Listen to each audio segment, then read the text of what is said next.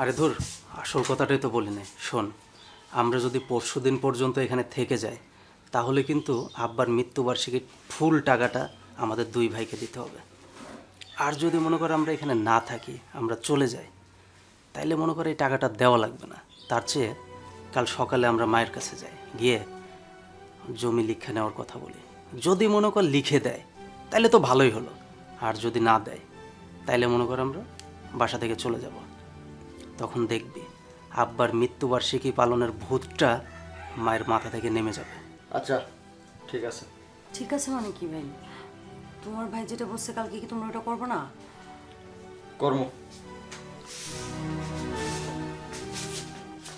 আচ্ছা বলো তো, কি মনে হয় তোমার কাছে? ও কি মায়ের সাথে কিছু সলা পরামর্শ করছে? আরে না, এগুলা কিছু করে না। আচ্ছা চলো শুরু করি।